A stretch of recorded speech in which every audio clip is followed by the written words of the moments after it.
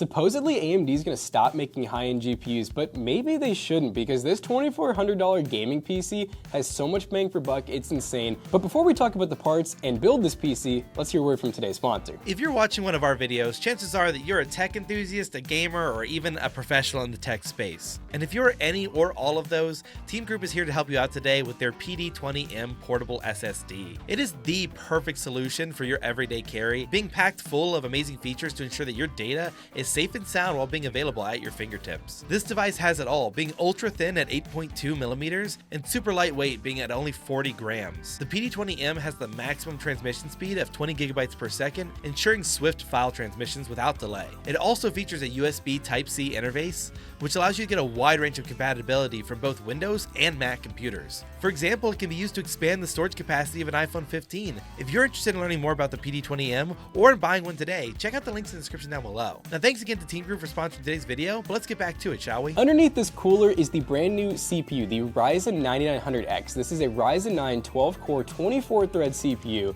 that is pretty freaking amazing, and I think you guys are going to be pretty shocked how well it does in gaming and content creation. Coming in at $450, it's not going to be most people's first choice because there's some other really good CPUs in the market like the 7800X 3D, but we've been seeing Ryzen 9000 series price drop quite a bit, so I expect that price to lower substantially pretty soon. And then covering that CPU, we have the Corsair H150i Elite Capellex XT. This is a 360mm cooler on the iCUE architecture, so it's going to work really nicely with all of our other Corsair components. And this cooler is also premium, $190, but I will say it works great with all the other Corsair stuff and it keeps everything super cool, even a Ryzen 9. And for the motherboard, we have the ASRock B650M Phantom Gaming Riptide Wi-Fi, so that's going to have Wi-Fi and Bluetooth, the latest protocols. It's DDR5 only, and it has plenty of Gen 4 and Gen 5 slots on it. And we got this board for $170. And for RAM at $98, this was a heck of a deal. Corsair Vengeance RGB DDR5 32 gigs at 6400 megahertz. It's a 2x16 gig kit,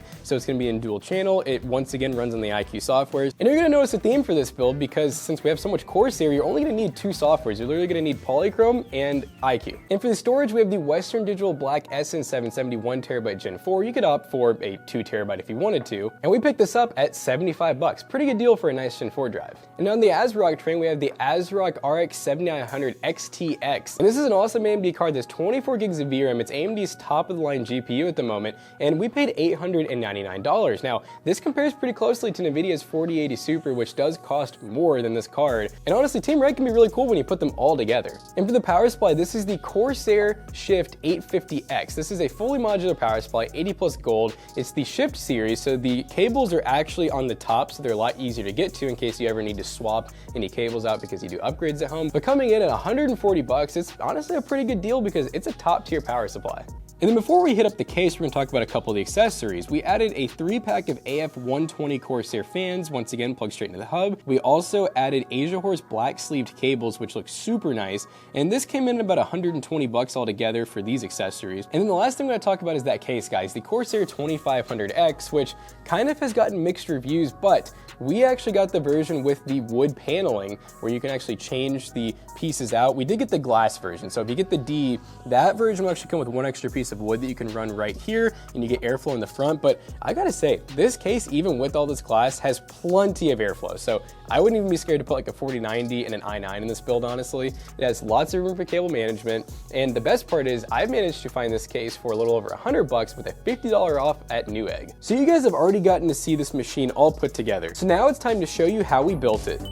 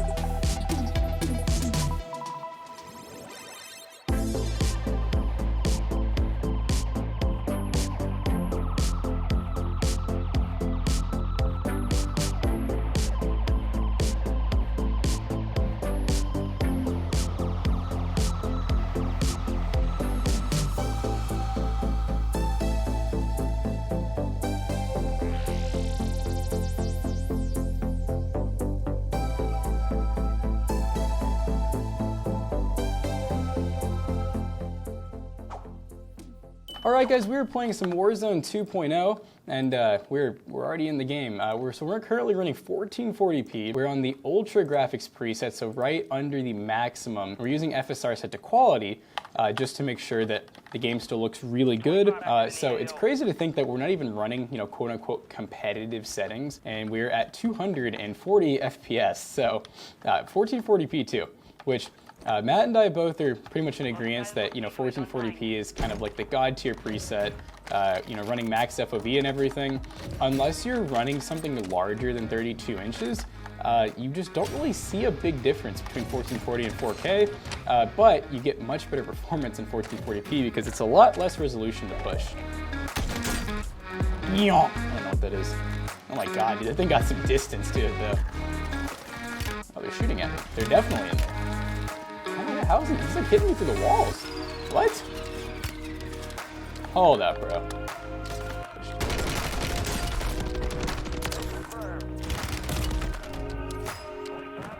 That was Warzone. You know what? I think I got 1 or 2 kills. Hopefully that's enough for McAllister to work with, but yeah, I mean, it's flawless. It's a first-person shooter. It's one of the hardest to run out there, and the fact that we ran it at 240 plus FPS most time is pretty freaking cool. All right, guys, we're playing some Apex Legends. We're doing gun run, and once again, I did not unlock the max frame rates running the game stock, but I maxed out everything. We're running 1440p with everything at its highest possible value, minus, I guess, just running 4K, and I don't know if we're gonna manage to get it to dip below 144. So I will gladly take a locked 144 though. It's pretty cool.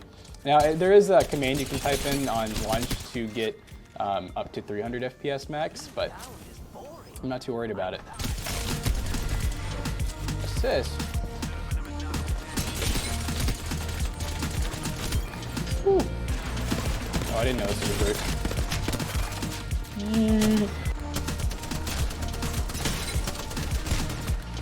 God.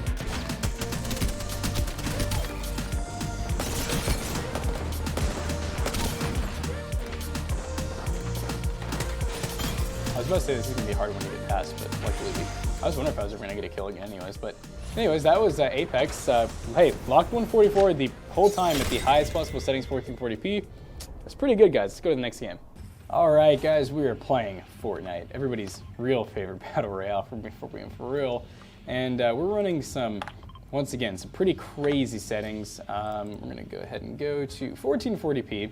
I capped the frame rate to 360 DX12, and we're doing like a custom preset because I turned off ray tracing, but we're basically running a epic preset. So yeah, pretty crazy. We're definitely gonna have some stutters here and there, I think, off the rip, especially while we're like loading in textures still, but you can kind of see that we're still loading in textures.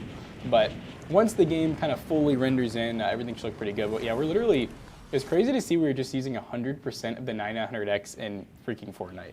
Because that's what Fortnite does. Fortnite takes whatever it can, and it doesn't give back.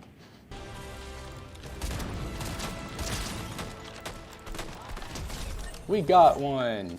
You know, we're using pretty much all of our graphics card at these higher settings. We're only using a little bit of our CPU, I mean close to half.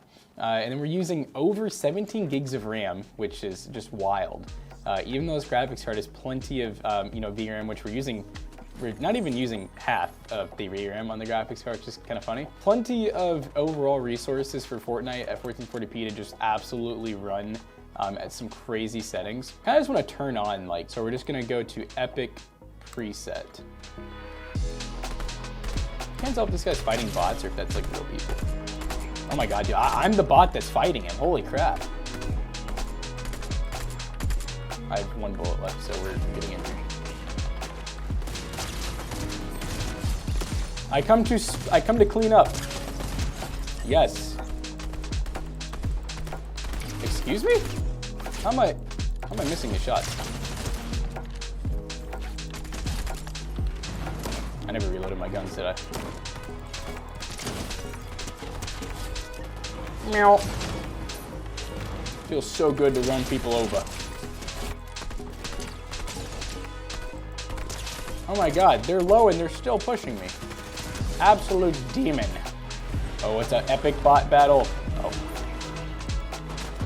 My Epic bot self didn't even have my gun pulled out.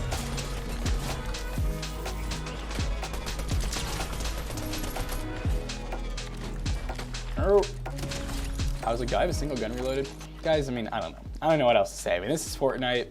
We kind of went a little crazy, but yeah, I mean, epic quality, like literally everything maxed out.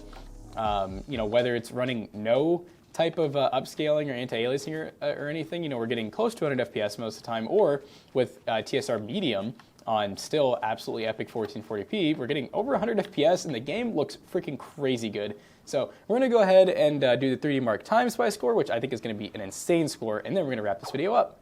All right, guys, we just got done benchmarking this PC, and let me tell you, this was a fun experience getting to crank every game I wanted to at 1440p, and normally we'd go for kind of like performance mode, but I just literally maxed out like every game I threw at it. You know, Warzone, Fortnite, Apex, getting to play some of my favorite games at the max settings was pretty awesome. We get a 3D Mark time spy score of 25,106, which, to give you an idea, that compared pretty closely to a pre-built we reviewed a while back that had a 14 Gen i7 with a 4080 Super. Yeah, that's pretty cool, and this build was definitely cheaper than that, and that makes it about 10 cents per point. So overall, pretty good build. The fact that we were able to make it this aesthetic with, let's be honest, some expensive Corsair accessories, but still get good price to performance just shows going Team Red can be pretty freaking awesome. So as always, we hope you all enjoyed today's video. If you did, make sure you check out our other 2 YouTube channels and also our twitch.tv/toastybros, and don't forget to like, comment, and subscribe. See you guys in the next one. Peace out. This build right here will be for sale at pcbros.tech. It'll have some amazing photos taken by Jonah that you can keep forever and frame on your wall if you want to, but it's gonna be a really good price. It's gonna have a 1-year warranty, parts and labor, and if you use code TOASTYBROS, you'll save 3% off. See you guys later. Bye-bye.